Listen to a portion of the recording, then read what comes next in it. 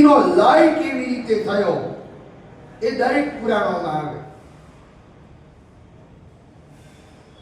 પછી કોઈ પણ પુરાણ હોય તો પુરાણનું ત્રીજું લક્ષણ છે સૂર્યવંશ અને ચંદ્રવંશના રાજાઓની કથા દરેક પુરાણમાં હોય. પછી કોઈ પણ પુરાણ હોય એમાં મનવંતરમાં જે ભગવાનના અવતારો થયા એ વિશે આવે, ચોથું લક્ષણ. અને કોઈ પણ પુરાણ હોય તો હિરણ્યકશ્યપુ આદિ રાજાઓના ચરિત્રો આવે, એ પુરાણનું પાંચમું લક્ષણ છે. ભગવાનના અવતારોની કથા દરેક પુરાણમાં આવે. પછી મત્સ્ય પુરાણ હોય. એટલે દરેક પુરાણની વિષય વસ્તુ અલગ અલગ છે. પણ એક વાત વચ્ચે હું કહી દઉં કે જે YouTube ચેનલમાં દેવી ભાગવત કથા લાઈવ ચાલે છે, doctor Krunal Joshi YouTube channel, એમાં ટૂંક સમયમાં, આમ તો વિષય શરૂ થઈ જ ગયો છે, પણ એક સરસ શ્રેણી આ ચેનલમાં શરૂ થવા જઈ રહી છે. અને વિષય છે આપણા 18 પુરાણોનો પરિચય. સંક્ષિપ્ત કયા પુરાણમાં શું છે આપણે જાણીએ છીએ. પુરાણો 18 છે, પણ કયા પુરાણમાં કઈ કઈ કથાઓ છે એ વસ્તુ, અને એ પાછી હિન્દી ભાષા. सब लोग सुन सके. तो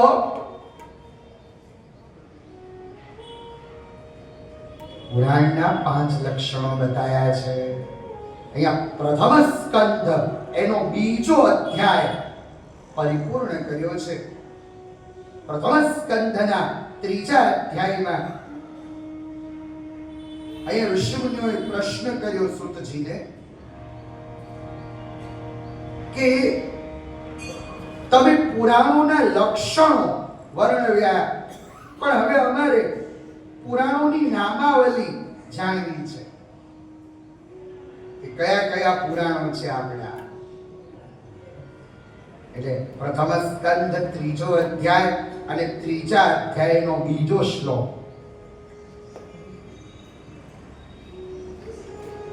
મધ્વયમ ભદ્વયમ ચૈવ પુરાણોના નામ છે.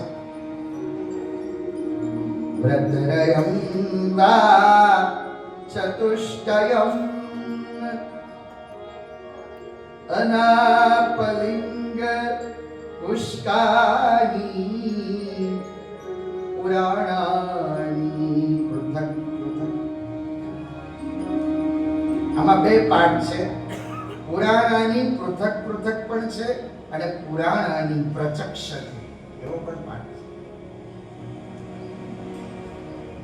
તો સૂતજી કહે છે આપણા બે પુરાણો એવા છે કે જે મ અક્ષરથી શરૂ થતા હોય. મ અક્ષરથી શરૂ થવા વાળા બે પુરાણ છે, મત્સ્ય પુરાણ અને માર્કંડેય પુરાણ.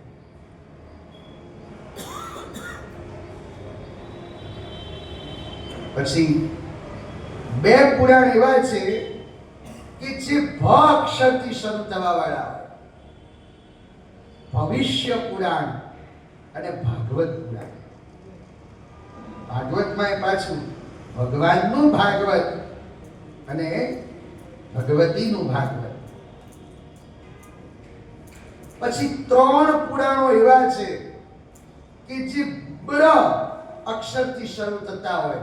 બ્ર અક્ષરથી શરૂ થવા વાળા પુરાણ બ્રહ્મ પુરાણ, બ્રહ્મ વૈવર્તક પુરાણ અને બ્રહ્માંડ પુરાણ. આ ચતુષ્ટય 4 પુરાણો એવા છે જે વ અક્ષરથી શરૂ થવા વાળા હોય.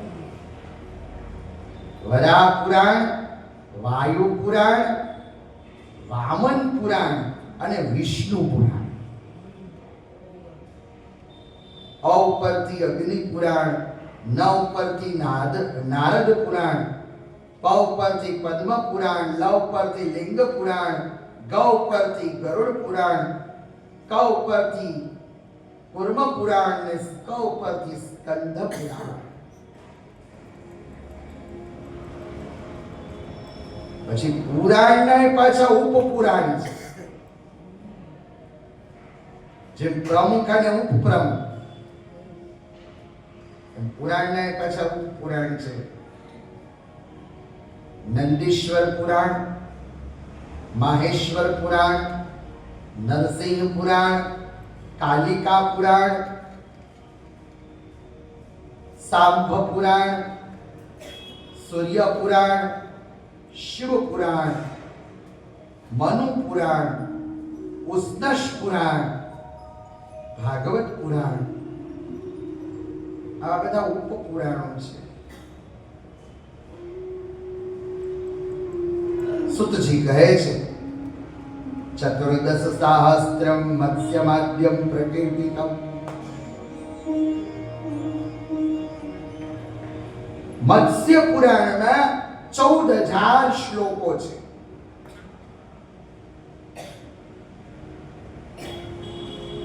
અને મત્સ્ય પુરાણ જે કેવું પુરાણ છે, આમ કેવું હોય છે, એક નિયમ છે કે જે કથા કરતું હોય એ વક્તા ઉપર બેસે અને શ્રોતા નીચે બેસે.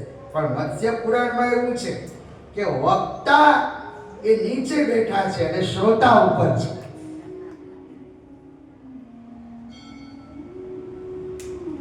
હવે કેવી રીતે, તો એ આખો સિદ્ધાંત સમજવો પડશે.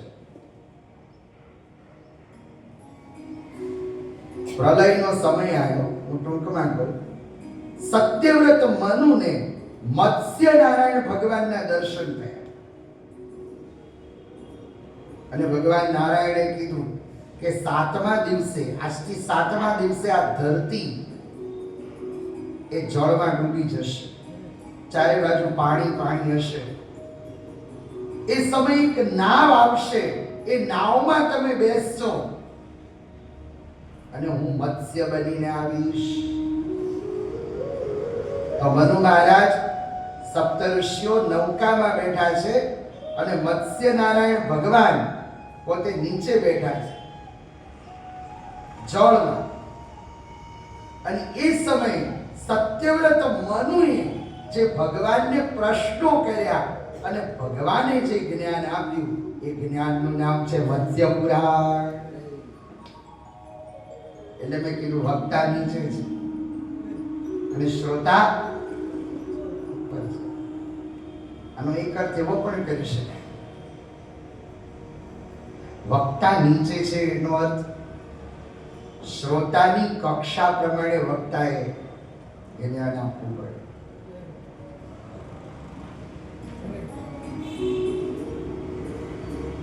ભગવાન શ્રી કૃષ્ણે અર્જુનની કક્ષા પ્રમાણે અર્જુનને જ્ઞાન આપ્યું.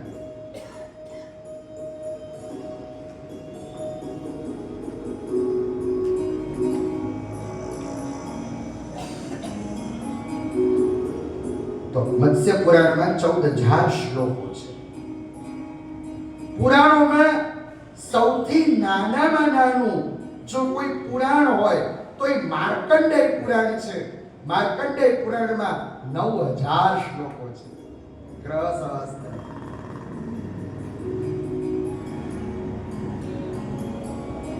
માર્કંડેય પુરાણમાં પણ બહુ સારા સારા વિષયો છે.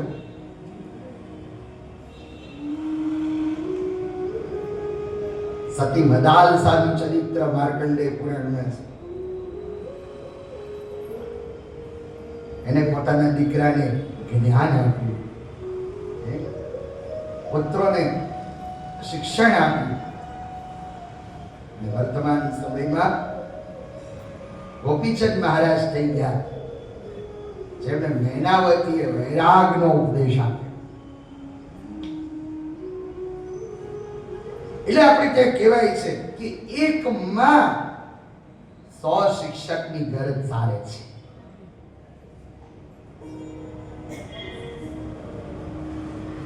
આ બધું સંસ્કાર ઉપર છે. આ દેશ સંસ્કારનો દેશ છે. આ દેશ સંસ્કૃતિનો દેશ છે. અને સારું થવું હોય તો જ માણસે પ્રયત્નો કરવાના છે, બાકી ખરાબ તો આપણે છીએ જ. તમારા દીકરાને સારા સંસ્કાર આપવા હોય તો એને સારી સ્કૂલમાં દાખલ કરો. અગર તો કોઈ સારા વ્યક્તિઓની સાથે રાખો તો એ સંસ્કારી બને. બાકી એને બે બે કટકા ગાળો શીખવાડવી હોય તો ટ્યુશનની જરૂર નથી.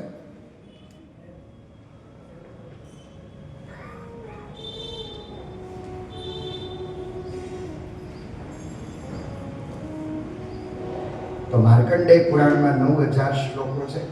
ભવિષ્ય પુરાણ એમાં 14500 શ્લોકો છે. અને ભવિષ્ય પુરાણમાં સૂર્યનારાયણ ભગવાનનો મહિમા છે. એમાં એક વાત બહુ સરસ છે કે રવિવાર હોય અને શુદ્ધ સાતમ હોય, શુદ્ધ સપ્તમી ને રવિવારનો યોગ હોય તો એને ભાનુ સપ્તમી. એટલે આ બધી વાતો ભવિષ્ય પુરાણમાં છે. આ તો તમને આચમન કરાયું થોડું, પછી તમે નક્કી કરજો તમારે કયું સાંભળવું છે.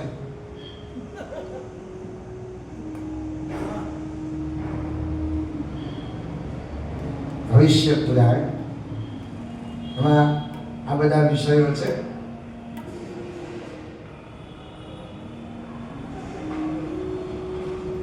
એ પછી વામન પુરાણ. વામન પુરાણમાં 10,000 શ્લોકો છે. એમાં પણ આ બધા વિષયો છે. એ પછી બ્રહ્મ પુરાણ, એના પણ 10,000 શ્લોકો છે. બ્રહ્માંડ પુરાણ, એના 12,000 શ્લોકો વર્ણવવામાં આવ્યા છે. પછી વાયુ પુરાણ, એના 24,600 શ્લોકો છે. વિષ્ણુ પુરાણ, એના 23,000 શ્લોકો છે. હમણાં 2 વર્ષ પહેલા જ મેં વિષ્ણુ પુરાણની કથા કરી હતી મણિનગરમાં.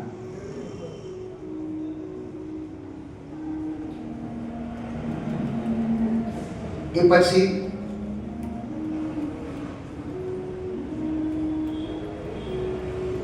બ્રહ્મ વૈવર્તક પુરાણ, એના 18,000 શ્લોકો છે. અને આખું બ્રહ્મ વૈવર્તક પુરાણ એ ખંડોમાં વહેંચાયેલું છે. બ્રહ્મખંડ, પછી પ્રકૃતિ ખંડ, ગણેશ ખંડ અને કૃષ્ણ જન્મખંડ.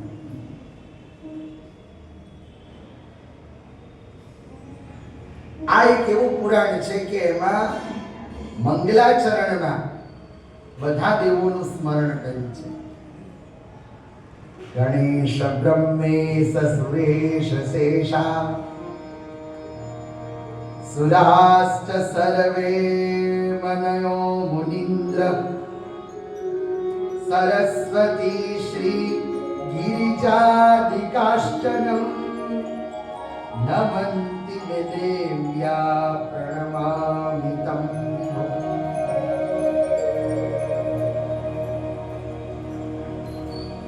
એ બ્રહ્મ વૈવર્તક પુરાણ એનો પ્રકૃતિ ખંડ અને દેવી ભાગવતનો 9મો સ્કંદ.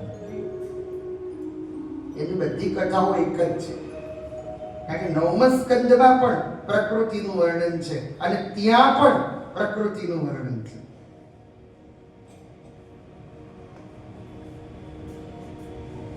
બ્રહ્મ વૈવર્તક પુરાણ એના 18,000 શ્લોકો છે. શ્રીમદ ભાગવત છે એમાં પણ 18,000 શ્લોકો છે. અગ્નિ પુરાણ એના 16,000 શ્લોકો છે. કુર્મ પુરાણ એના 17,000 શ્લોકો છે. ગરુડ પુરાણ એના 19,000 શ્લોકો છે. એક ગરુડ પુરાણ જે ભગવાન વિષ્ણુ અને ગરુડજીના સંવાદમાં છે, અને એક ગરુડ પુરાણ છે 16 અધ્યાય, જેને સારોદ્ધાર કહેવાય છે. મૃત્યુ સમયે મૃતાત્માના કલ્યાણ માટે જે વંચાય છે. લિંગ પુરાણ એના 11,000 શ્લોકો છે. પદ્મ પુરાણ એના 55,000 શ્લોકો છે. સૌથી મોટામાં મોટું પુરાણ છે સ્કંદ પુરાણ, એના 81,000 શ્લોકો છે. અને મહાભારત એમાં 1,25,000 શ્લોકો વ્યાસજીએ મૂક્યા છે. તો આ વ્યાસજીનો વારસો છે. અને પછી સુતજી ઋષિમુનિઓને કહ્યું કે દરેક દ્વાપર યુગમાં અલગ અલગ વ્યાસ થયા છે. કોઈ એક વ્યક્તિએ વ્યાસનું કાર્ય નથી સંભાળ્યું. વ્યાસની નામાવલી દેવી ભાગવતમાં આપી છે. દરેક દ્વાપર યુગમાં અલગ અલગ ઋષિ મુનિઓએ, દેવોએ વ્યાસનું કાર્ય સંભાળ્યું છે. પહેલા દ્વાપર યુગમાં સ્વયં વેદા સ્વયં ભુવ, પ્રથમ દ્વાપર યુગમાં બ્રહ્માજી પોતે વ્યાસ બન્યા છે. એમને વ્યાસનું કાર્ય સંભાળ્યું. એ પછીના દ્વાપર યુગમાં પ્રજાપતિ નામના વ્યાસ થયા છે. એમને વ્યાસનું કાર્ય સંભાળ્યું. એ પછીના દ્વાપર યુગમાં ઉષ્ણા કેતા શુક્રાચાર્યજી પોતે વ્યાસ બન્યા છે.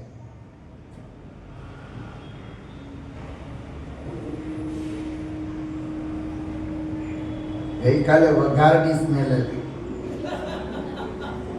અને આ વખતે કોઈ ભયંકર બીડી પીધી લાગે છે.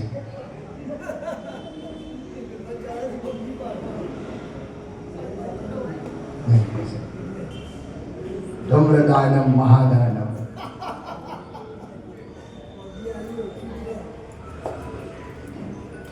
તો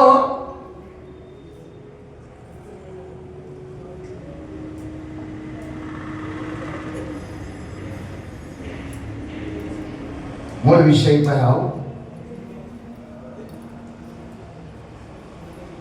તો ત્રીજા દ્વાપર યુગમાં ઉષ્ણા કેતા શુક્રાચાર્યજીએ વ્યાસનું કાર્ય સંભાળ્યું.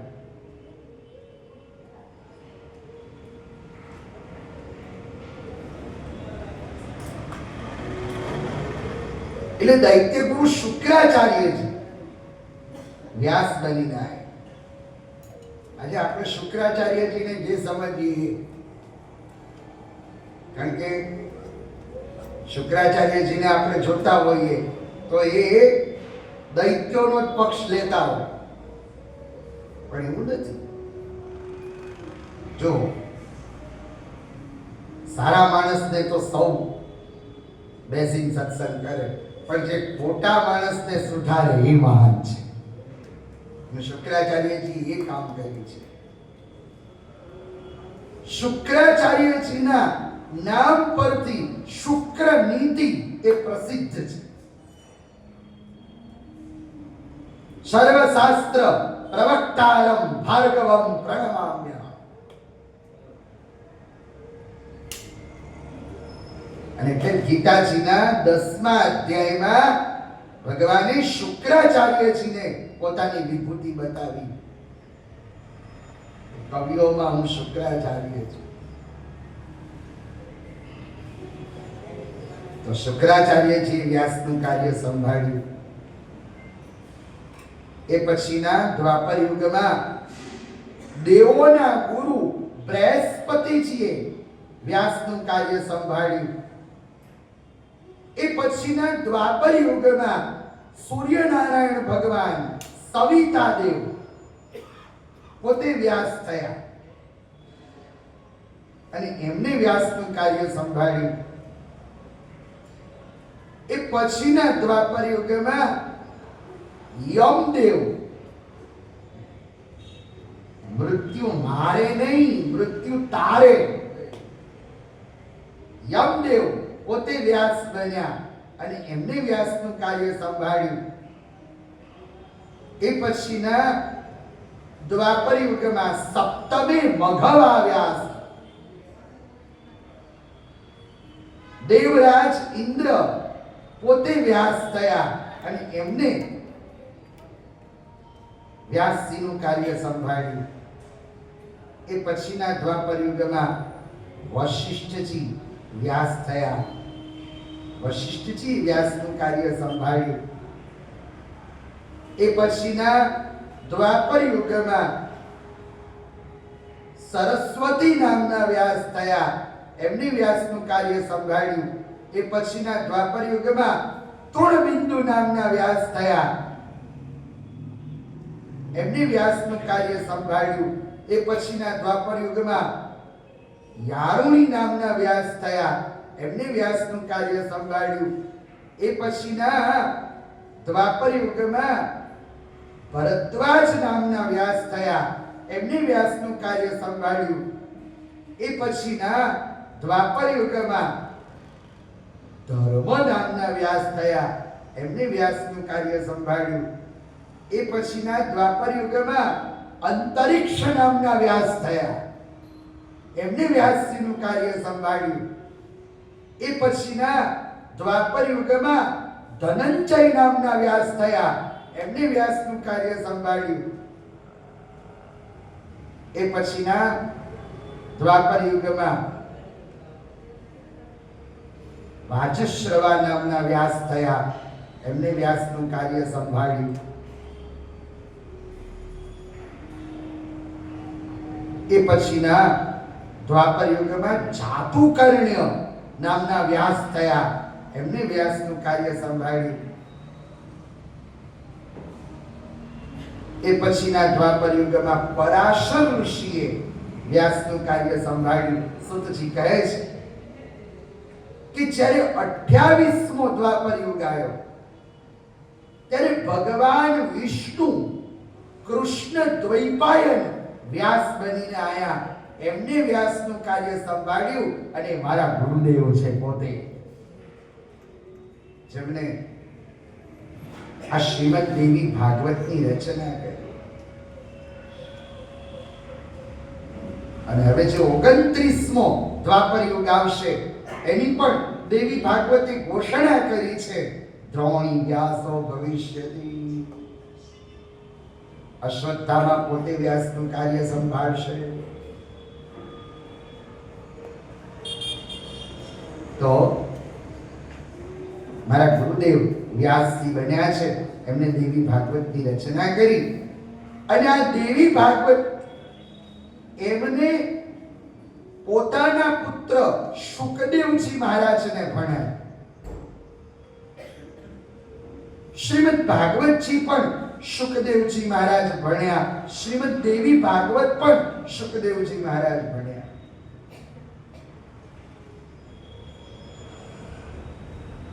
અને આ શુકદેવજી મહારાજ કોઈ નારીના ઉદરથી જન્મ્યા નથી.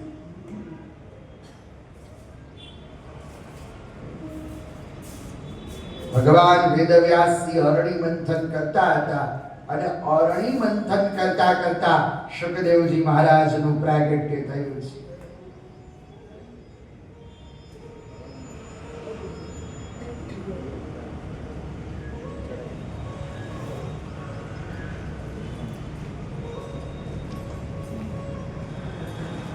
સિદ્ધ છે શુકદેવજી મહારાજ.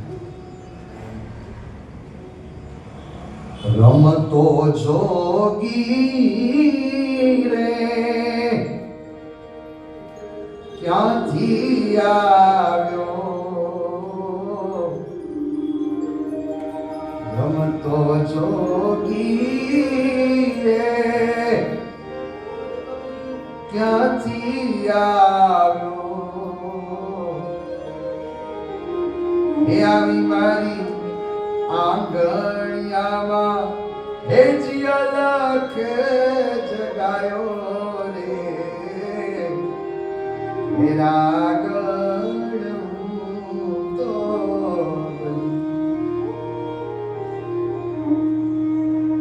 અને કેવા જોગી કાને કુંડળ રે એ જટાધારી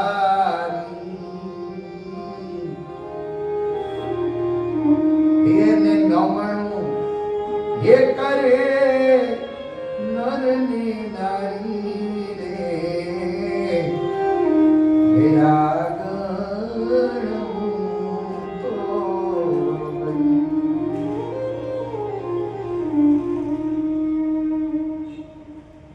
સુખદેવજી મહારાજ વ્યાસજી અરણી મંથન કરતા હતા અને અરણી મંથન કરતા કરતા એમનું પ્રાગટ્ય થયું. ત્યારે ઋષિ મુનિઓએ સુતજીને પ્રશ્ન કર્યો છે, હે સુતજી, આ કથા અમને વિસ્તારથી સંભળાવો, કૃપા કરો. તો પ્રથમ સ્કંદના 4થા અધ્યાયમાં પ્રવેશ કર્યો છે અને સુતજી કથા સંભળાવે છે. એકવાર ભગવાન વેદવ્યાસજી સૌમ્યાપ્રાશ આશ્રમમાં બેઠા છે. વ્યાસજીના હાથમાં માળા છે. પણ ભગવાન વેદવ્યાસજીએ એક દ્રશ્ય જોયું. દ્રશ્ય એ હતું કે પક્ષીઓ પોતાના બચ્ચાને પ્રેમ કરે છે, સ્નેહ કરે છે. આવું દ્રશ્ય જોઈ વ્યાસજી વિચાર્યું કે આ પક્ષીઓના મનમાં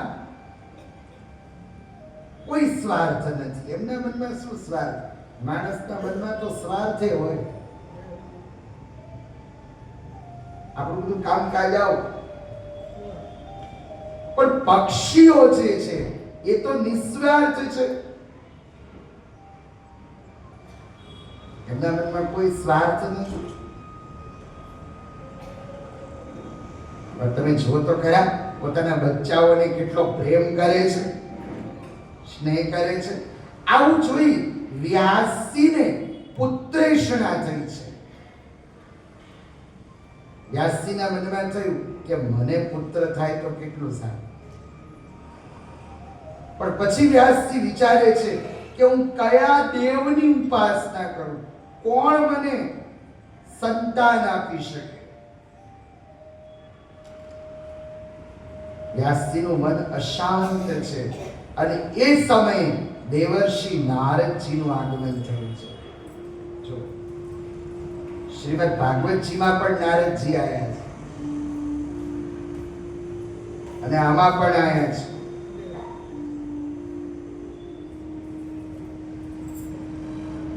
ભગવાન વેદવ્યાસજીએ નારદજીનું પૂજન કર્યું. દેવર્ષિ નારદજીએ પૂછ્યું છે, તમારું મન કેમ અશાંત છે? ત્યારે વ્યાસજી કીધું, જુઓ તો ખરા, પક્ષીઓ પોતાના બચ્ચાને કેટલો પ્રેમ કરે છે.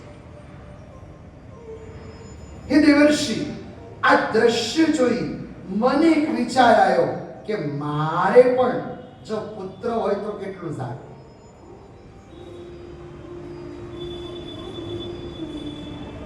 હું કયા દેવની ઉપાસના કરું, મને કોણ પુત્ર આપી શકે?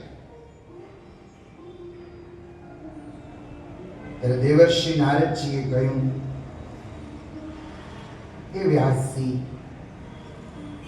તમે જેવો પ્રશ્ન કર્યો એવો મને પણ પ્રશ્ન થયો ઉપાસના બાબતે. હું એકવાર બ્રહ્મલોકમાં ગયો. મારા પિતામહ બ્રહ્માજી ધ્યાન ધરતા હતા. મેં બ્રહ્માજીને પૂછ્યું કે મારે કયા દેવની ઉપાસના કરવી. ત્યારે બ્રહ્માજીએ મને કહ્યું કે હે વત્સ, જેવો પ્રશ્ન તને થયો એવો પ્રશ્ન મને થયો. હું ફરતો વૈકુંઠમાં ગયો. ભગવાન વિષ્ણુ ધ્યાન ધરતા હતા અને બ્રહ્માજીએ વિષ્ણુ ભગવાનને પૂછ્યું કે મારે કોની ઉપાસના કરવી? જો આખો વિષય પકડી રાખજો, ચેનલ ક્યાં ચાલે છે.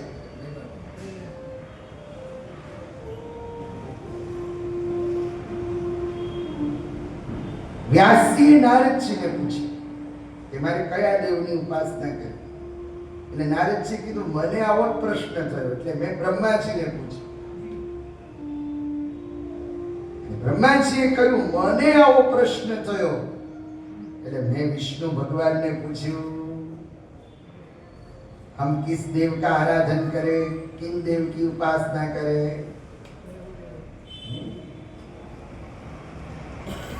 અને જે દેવી ભાગવતમાં છે એ પાછું વિષ્ણુ સહસ્ત્ર નામમાં પણ છે. ત્યાં આવા જ પ્રશ્નો છે. કિમેકમ દૈવતમ લોકે કિમ વાપ્યેકમ પરાયણમ સ્તુવંતમ કમ કમર્ચંત પ્રાપ્નુયુર્માનવા શુભમ કો ધર્મ સર્વધર્માણાં ભવતઃ પરમો મત કિમ જપન્મુચ્યતે જંતુર્જન્મ સંસાર બંધના. ત્યાં પણ 6 પ્રશ્નો કર્યા છે અને પછી ભીષ્મ પિતામહ જવાબ આપે છે. જગત પ્રભુમ દેવદેવમ અનંતમ પુરુષોત્તમમ સ્તવન્નામ સહસ્રેણ પુરુષः સતતોત્થિતઃ તમેવ ચાચયં નિત્યં ભક્ત્યા પુરુષમવ્યયં ધ્યાયન સ્તવન નમસ્યં ચ યજમાનસ્તમેવ ચ. આખું વિષ્ણુ સહસ્ત્ર તમે જુઓ તો પ્રશ્નથી શરૂઆત થઈ છે. અહીંયા પણ નારદજી પ્રશ્ન મૂકે છે વિષ્ણુ ભગવાન, બ્રહ્માજી પ્રશ્ન મૂકે છે વિષ્ણુ ભગવાનને કે મારે કયા દેવની ઉપાસના કરવી? વિષ્ણુ ભગવાન કહે છે બ્રહ્માજીને, અને એ જ વાત બ્રહ્માજી નારદજીને કરે છે અને નારદજી એ જ વાત ભગવાન વેદવ્યાસજીને કરે છે. વિષ્ણુ ભગવાન બ્રહ્માજીને કહે છે હે પિતામહ, મને જો પૂછતા હો તો તમે શક્તિની ઉપાસના કરો. અને વિષ્ણુ ભગવાન કહે છે તસ્માન્નાહુ સ્વતંત્રોસ્મિ સત્યં ધિયોસ્મિ સર્વદા તામેવ શક્તિં સતતં ધ્યાયામિ ચ નિરંતરમ.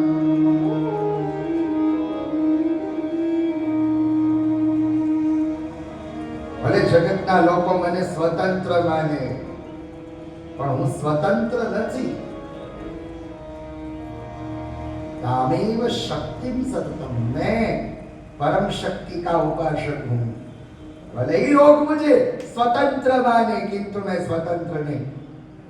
ये विष्णु भगवान कहते हैं ब्रह्मा जी को.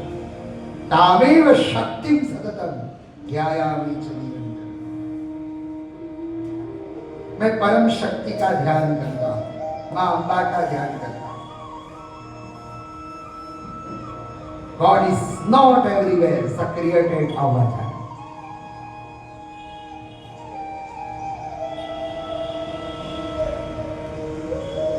અને વિષ્ણુ ભગવાન બોલ્યા છે એ બ્રહ્માજી એ માતાજીની ઈચ્છાથી મારે કેટલા અવતાર ધારણ કરવા પડ્યા. એ માતાજીની ઈચ્છાથી મારે મત્સ્ય બનવું પડ્યું. અને આ જ પ્રસંગને ભક્ત કવિ વલ્લભ મૂકે છે મત્સ્ય કત્સ્ય વારા નરસિંહ વામન થઈમાં એ અવતાર તારા પૃથ્વીર માતૃમાં પરશુરામ શ્રી રામ નામ બની બળજે માં ઉત્થ કલંકીના દશદી કૃષ્ણ કૃષ્ણ અવતાર થઈ કારણ કીધું માં ભક્તિ મુક્તિ દાતાર મધ્ય મથુર નિવાય ગોકુળ તો પહોંચ્યું માં એનાથી મોહજાળ બીજું કોઈ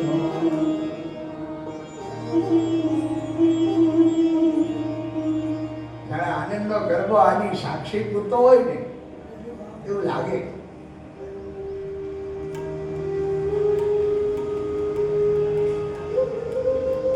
કે આ સંદર્ભ ભક્ત કવિ વલ્લભે પણ વાંચ્યું છે દેવી ભાગવત.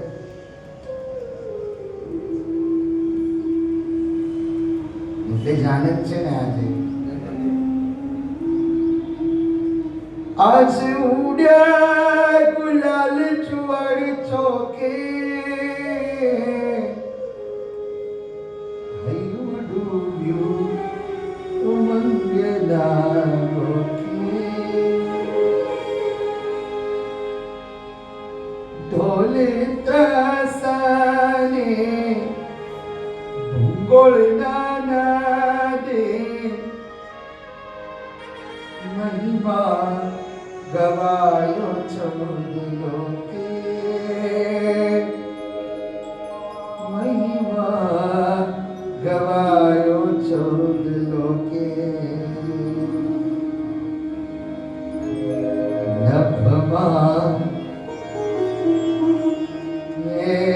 નભમાં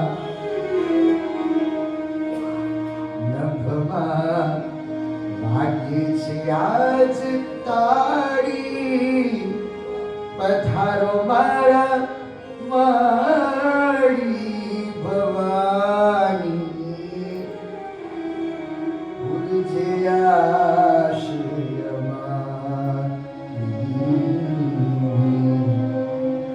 ભૂલજે આશ્રયમાં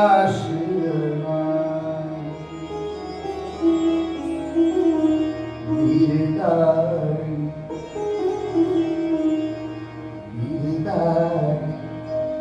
બહુચર મારી શંખલપુર વાળી ભવાની ભૂલજે આશ્રય અમારી ભૂલજે આશ્રય.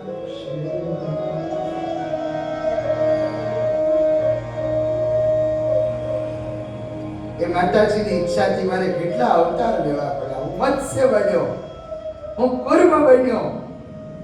વિષ્ણુ ભગવાન બ્રહ્માજીને કહે છે નહીતર માછલું થવું કોને ગમે.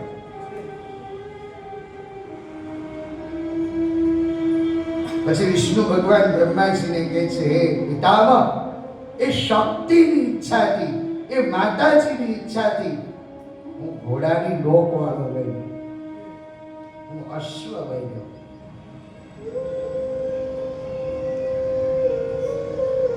મારે હયગ્રીવ અવતાર લેવો પડ્યો.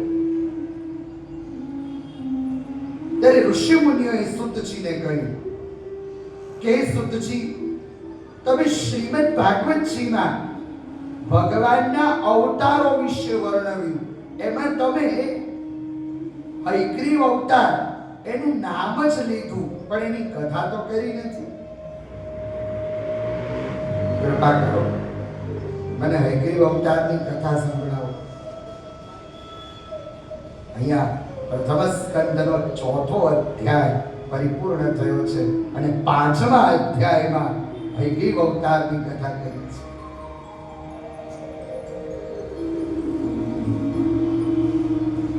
શ્રી સુત ઉવાચ શૃણવન્તુ મુનયઃ સર્વે સાવધાનાંસ્ય મંતકં ચરિतं દેવદેવસ્ય વિષ્ણુ પરમ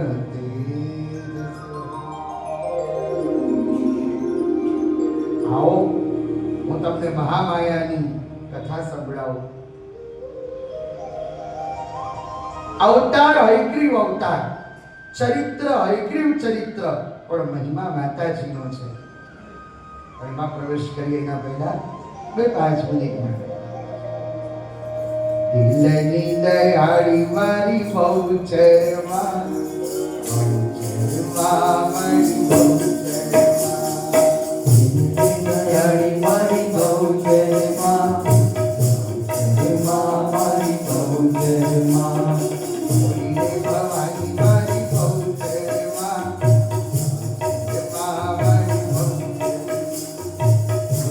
ભવાની મારી બહુચરમાં ભવાની મારી બહુચરમાં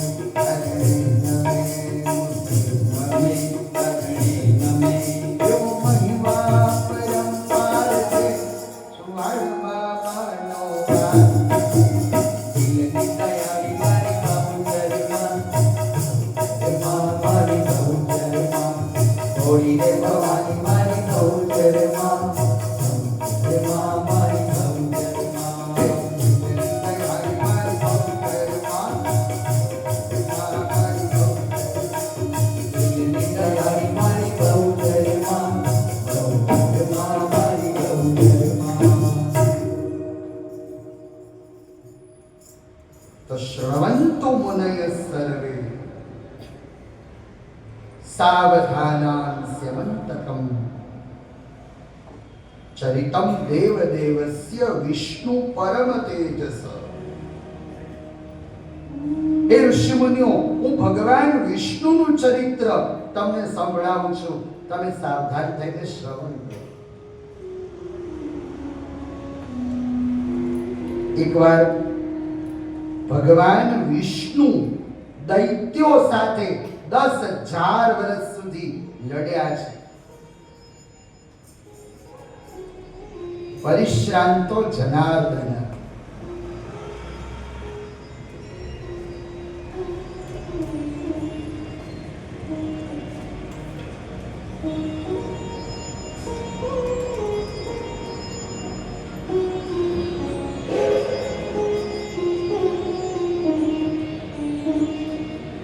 યુદ્ધ કરતા કરતા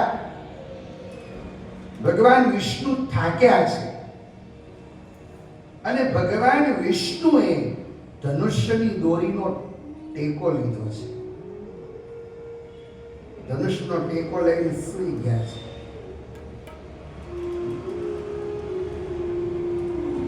આ બાજુ દેવોને યજ્ઞ કરવાની ઈચ્છા થઈ. હવે યજ્ઞ કરવો હોય તો ભગવાન વિષ્ણુની હાજરી જોઈએ. કારણ કહેવામાં આવ્યું યજ્ઞો વૈ વિષ્ણુ. કોઈ પણ યજ્ઞ કરો, ભગવાન વિષ્ણુ, મહાદેવજી અને બ્રહ્માજી, તો બધા દેવો વૈકુંઠમાં ગયા.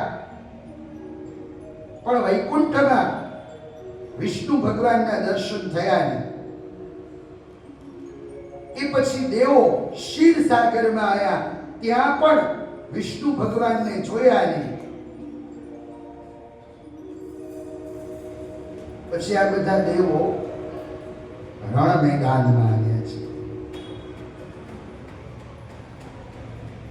અને રણ મેદાનમાં જોઈએ છે તો ભગવાન વિષ્ણુ ધનુષ્યનો ટેકો લઈને સૂતા છે, નિદ્રાધીન છે. હવે એને જગાડવા કેવી રીતે? એ સમયે બ્રહ્માજીએ એક વોમરી નામના કીડાનું સર્જન કર્યું. એને ભમરી કો તો એ ચાલે. એ કીડાને કીધું, એ કીડા, ભગવાન વિષ્ણુ જે ધનુષનો ટેકો લઈને સૂતા છે, તો એ ધનુષની દોરી કાપી નાખ, એટલે ધનુષ્ય થોડું ઊંચું થશે અને ભગવાન વિષ્ણુ જાગી જશે. ત્યારે કીડાએ કીધું, દેવી ભાગવતમાં કીડાએ કીધું કે હું આવું પાપ શા માટે કરું? કીડો એ સમજે છે પાપ પુણ્ય, પણ આપણી સમજ શક્તિ ઓછી છે. કીડાને ખબર છે કે કઈ વસ્તુ કરવાથી બ્રહ્મ હત્યા સમાન પાપ લાગે. દેવી ભાગવતમાં શ્લોક છે, નિદ્રા ભંગ કથા છેદો દંપત્યમ પ્રીતિ ભેદનમ શિશુ માતૃ વિભેદશ્ચ બ્રહ્મ હત્યા સમમ શ્રુતમ.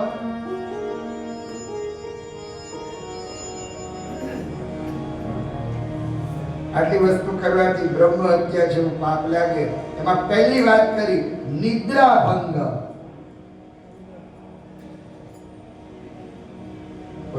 કોઈ સૂતું હોય તો એને શાંતિથી સુવા દેવી, એને જગાડવું એ પાપ છે, પણ કથામાં જગાડો તો વાંધો નહીં.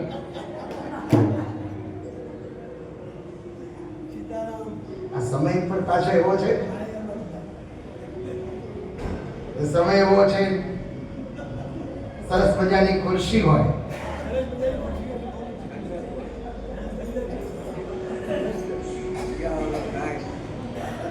નિદ્રા દેવી આવી છે. અમારે ખૂબ જ વિદ્વાન મયુરભાઈ બેઠા છે, અમારા અમિતભાઈ છે. અમે લોકો છે ને સોલા ભાગવત વિદ્યાપીઠમાં ભણતા. 2:30 વાગ્યાથી 3 વાગ્યા સુધીની જે રિસેસ, બહુ મજા કરી.